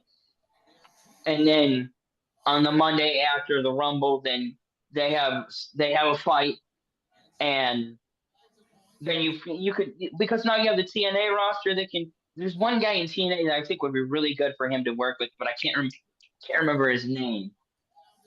Oh God, I can see his face, but I can't remember his name. So that's where I would go with that. I just looked it up. AJ Lee is officially retired. She retired back in 2015. Okay, so she's not coming back. Okay. Back injury. She posted a workout video on Instagram last year when Punk was set to come back, and so that was what fueled the rumors. And then she clarified on her Instagram that she's not coming back. I still don't know why Becky Lynch was released that last year. I would imagine it's because she didn't want to come back due to the baby and being at home with the child. So,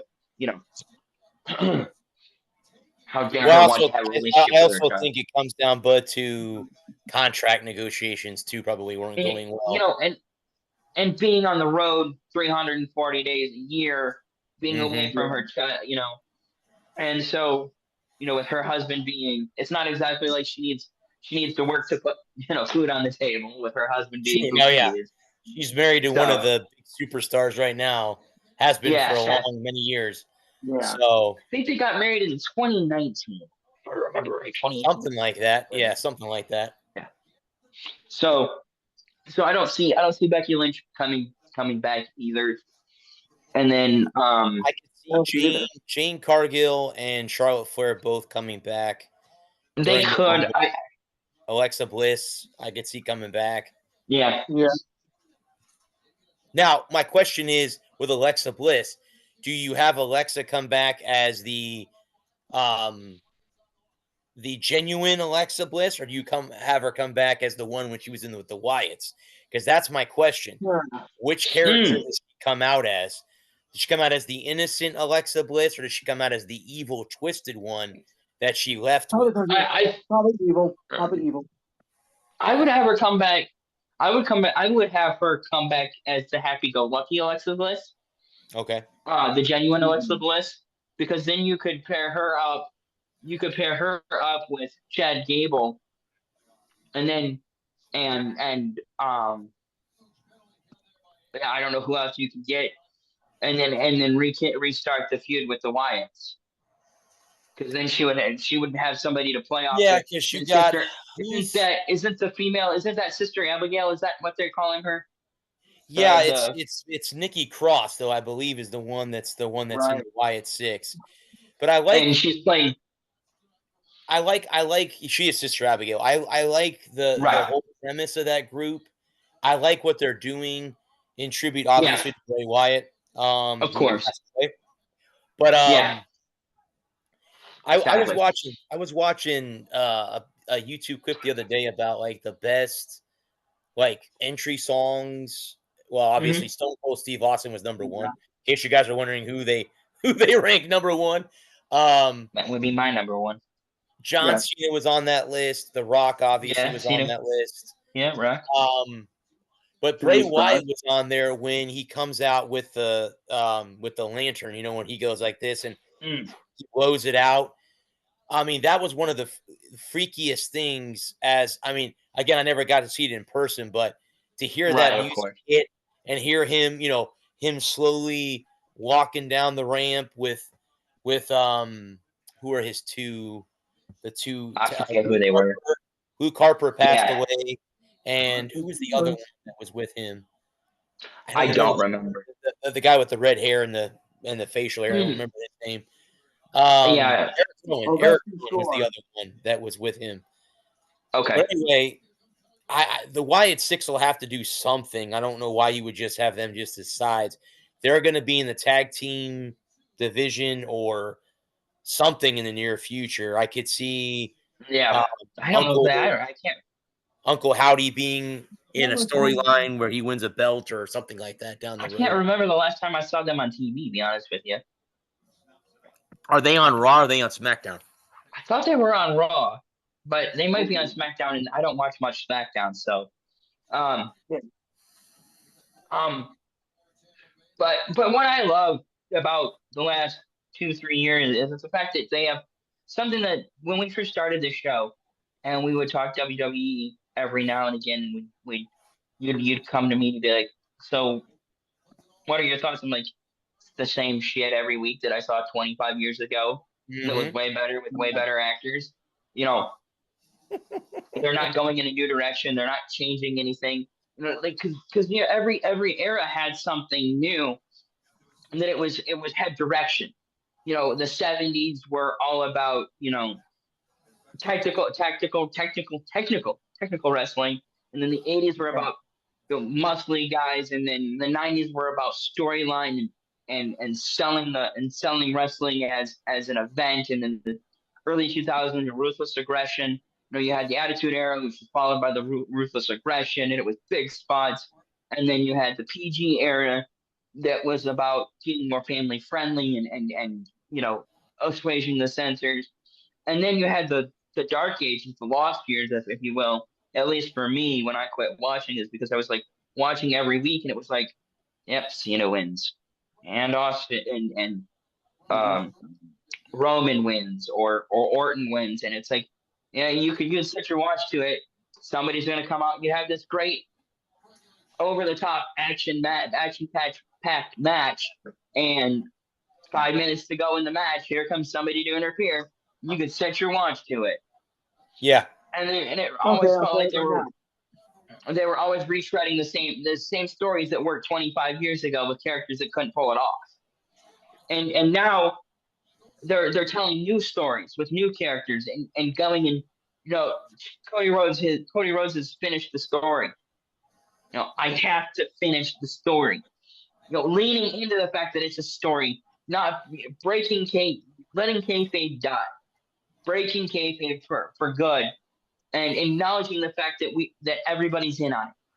That when the music hits, when Austin's music hits, or Theory's music hits, or your least favorite, if the Miz comes out and we boo, and then Punk comes out and we cheer, and we know that it's a work, they know it's a work, and we don't have to pretend like we're stupid, Right. and so trusting the fan, I think that's the biggest thing that because going back to last year when they had decided that they were gonna go away from Cody finishing the story at Mania, that they were gonna take Cody's shot and give it to Rock, and social media blew up and was furious to the point of being inconsolable, and they pivoted, and they didn't just say, well, this is what we're doing, if you don't like it, find something else.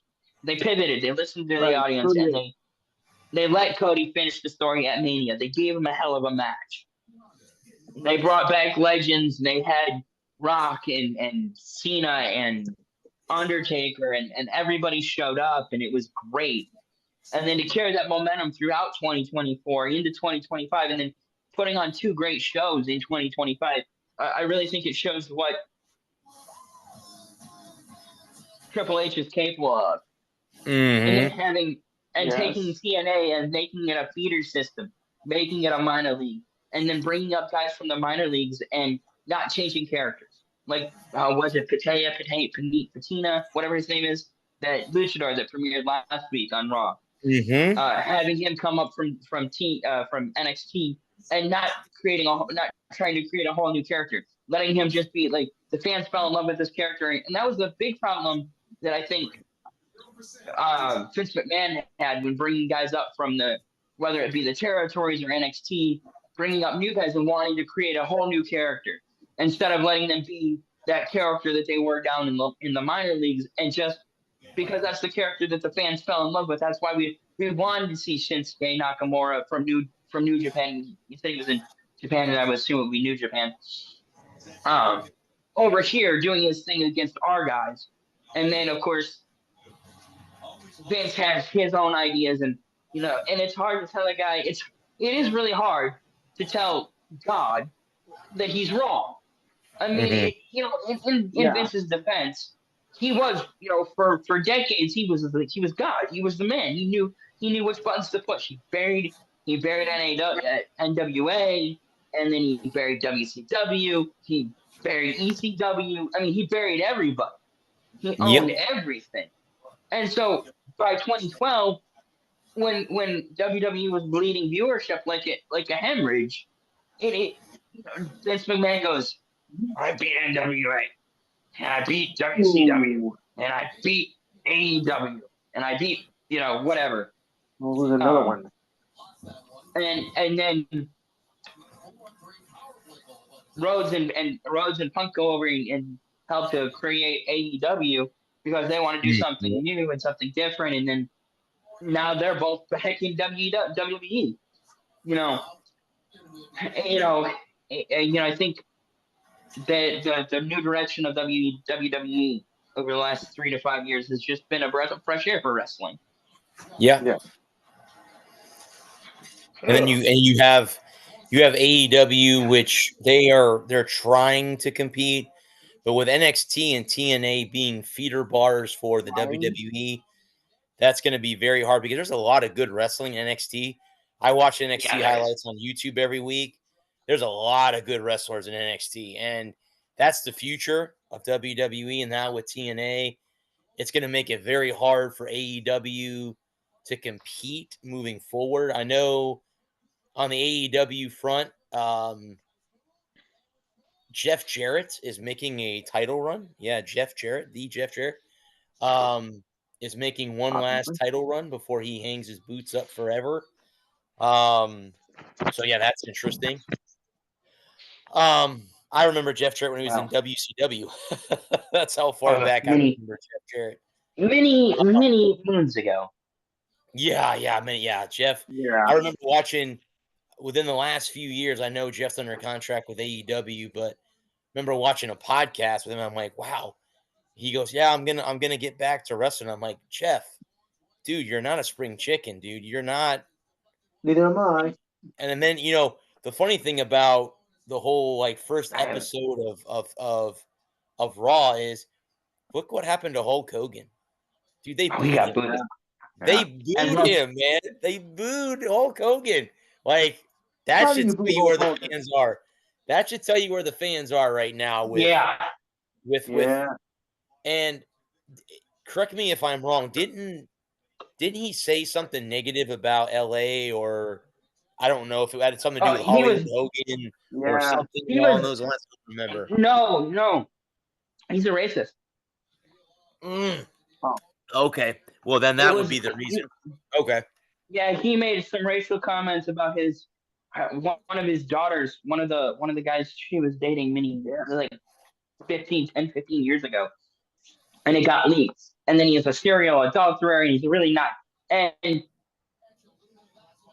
unfortunately for Hulk Hogan, they let other people talk about you.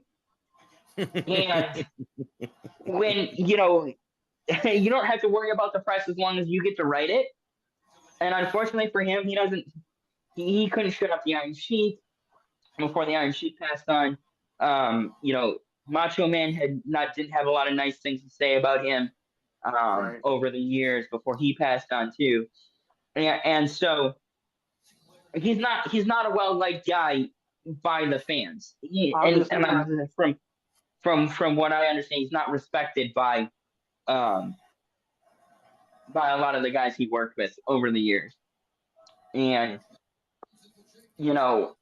so he racists aren't really in fashion anymore. Yeah.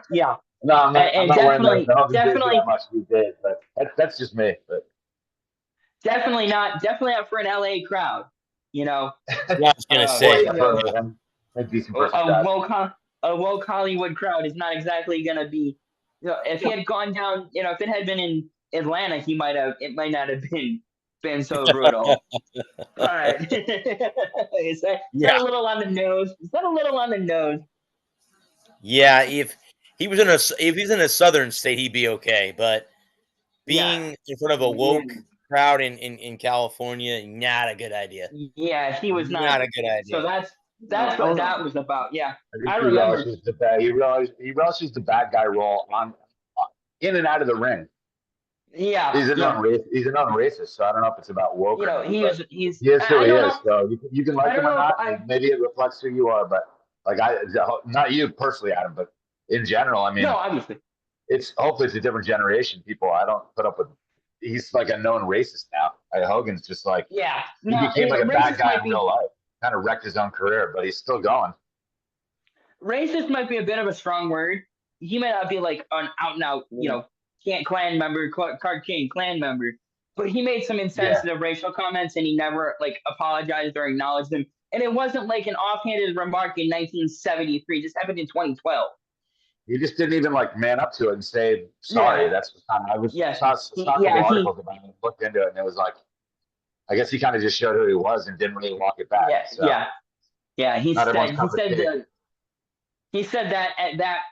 the N-word with the hard R in a negative racial connotation.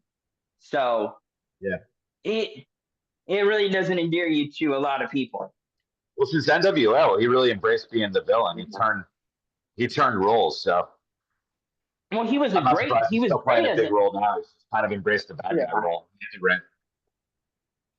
No, he was great as Hollywood Hogan. He was great. I saw some of it. Yeah. And who are the guys he used to run with? Are there any of them back? Razor Ramon, right? With NWO? He's gone. He's long gone. Kevin Nash is still there, but I don't think Kevin wrestles anymore. No. No, Kevin Nash is too old to wrestle anymore, and Razor Ramon passed away a couple years ago. One of my favorite wrestlers was his rival, Sting. Halloween Havoc '97. I think 97 or 98. No, maybe 98 when Sting. Sting came back as the Crow with the white and black face paint. The Crow.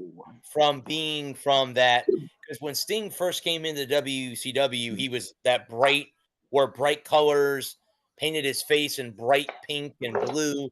When he went to the Crow theme, the dead and half dead, half alive, yin yang, whatever you want to call it. That was at Halloween Havoc, and seeing him come out to that, the lightning and the people talking and standing in the rafters. Yeah, it was kind of that black trench coat. Yeah, the black and the baseball bat, the black baseball bat. Always had his baseball bat with him.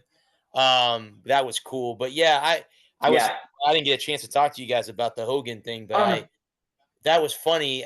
I'm like, if one bad thing happened the first show, that was probably something that they were not expecting to happen. Get booed of all the things that could have gone wrong, that was the best thing to have gone wrong. Oh yes, absolutely, hands down, absolutely. But who told him to wear the paint to go with the Crow? Go ahead. You ever heard that story? Yeah, I heard this a couple years ago. It was the Ultimate Warrior. Really? Well, that doesn't surprise me. That doesn't shock me one bit. He had gotten hurt, and when he got cleared to wrestle, and he was coming back, and he was trying to decide where he was going to go. He had this black trench coat, and this is from memory, so it may be off, and I may not have the whole thing right. But he was sitting in the locker room, and he had his duffel, and he had his gear, and he was wearing this black trench coat, and Warrior asked him if he had ever seen The Crow. And he was like, no, I don't know. What is that? He's like, it's a movie. Go home, watch it. So he went home and he watched and he came back and he's like, oh, it was a good movie. He's like, well, then do that. And Warrior was like, do that. And because he had always been like this warrior type character, he was like trying to do the warrior, right?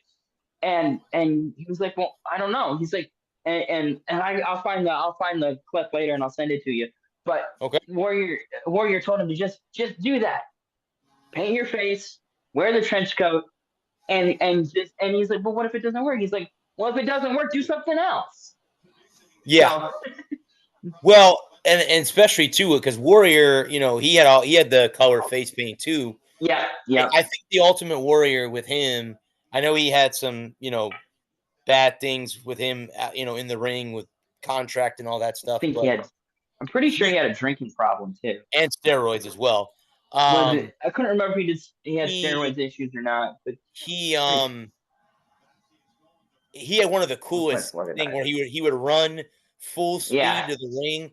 I have never seen a wrestler, full speed. The match against Hogan for the double title, the Intercontinental Championship, and then Hogan's heavyweight title.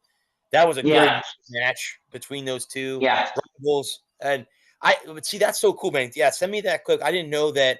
Was the Warrior that told him, because I think after Sting basically brought his career back after he became that character. And rest in peace.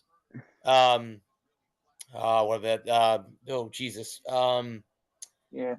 that played the Crow. Brandon Lee. Brandon Lee. Yeah. Such a shame. Bruce Lee's son. The great Bruce Lee. But yeah, Brandon Lee dying, being shot by a live bullet that wasn't supposed to be a live bullet. Scary things that happen on movie sets. The story that I had heard, and again, it's a story, is what happened is there was a bullet lodged in the gun, and they loaded a blank, and when they pulled the trigger, because they were getting ready to shoot a scene, or I think they were fixing to shoot, and they loaded a blank and they fired the gun, and the gun went off, and it hit Lee in the chest, and he went down, and everybody thought it was he's just acting, he's a good actor, it's what he's doing, and then by the time they realized something had gone terribly wrong, it was already too late. From what I remember hearing, he was already gone. So that's the story that I heard is There was a bullet lodged in the barrel of the gun, and then they loaded a blank and they fired it. And it had enough force to repel the bullet out. It had a lethal force. So, but yeah, so I mean, that was kind of cool to see that. And I agree with you, Bud, too, on the way that Triple H. I was never a big Triple H fan as a wrestler, I was huge.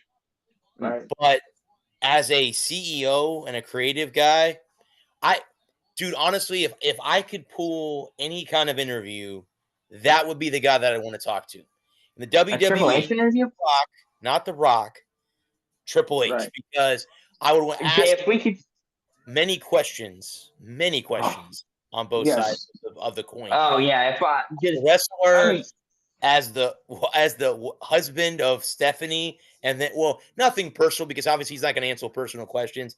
And now as he's taken over control of his father-in-law's company because Vince is in deep trouble, I think he kind of came to a settlement. I don't know what the whole yeah, I'm not sure. I'd have to look into that. I'll look into that, guys, and we could talk about that next week. But that would be an interview that if we could get an interview, that would be one of the guys I'd want. I don't know how to get a hold of him.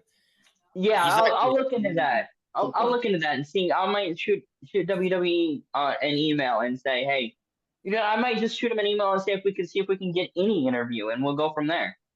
Right. Yeah, I don't care which WWE star it is. I mean, yeah, if we can secure an interview, that'd be awesome. That would be awesome. Yeah. Then we can promote the show out there and say, hey, if you guys want to join us, here's how you can watch. Live and stuff like that. So yeah, it would be. Yeah, that'd be fun. Great. I'll look into seeing about contacting WWE over the weekend. Okay. Well, with that, guys, Lou, do you want to talk about your show before we jump off, bud? All right, Enhanced Sports Show rolls on Saturday, 4 to 6 p.m. Eastern Time. Number is 512-543-4662. Again, 512-543-4662. Playoffs continue with the divisional round. We'll also recap the wild card round. Some were wild more than others, and others were just, that, of course. Predictions for the college football championship Monday night. This week, I will take the predictions. I know I've been saying the past couple weeks, but now that it's as close as we can get to it, we'll take care of it. Also, MLB hot stove report as things are, shall we say, heating up. NBA All-Star more results are coming in, so we'll try to update if we have any updates on that. NHL, I'll try to cover some Australian Open. It's not really when I follow. I usually follow Wimbledon, the U.S. Open, and that, but I'll try to see what I can do about that. Also, of course, regular features of your thoughts and comments this week in sports history. The ridiculous sign of the week. Sports trivia this week in sports history. And the good news story of the week. So remember, it's 512-543-4662. And don't forget, check us on YouTube. Go to YouTube and type in theenhancedsportshow.com, and you're there. Cool. All right, guys, we will again see you guys next week. We'll be back. I want to thank these two gentlemen for making Thursdays fun. We'll be back next week talking more sports topics that come up. Until then, guys, I want to thank our first responders and our men and women of our armed services. Thank you for doing what you're doing, especially the ones that are out in California right now trying to stop that wildfire in California. Until next week, I am the Sportster. This has been the Walker Report. Peace. Prince, send it. Yes.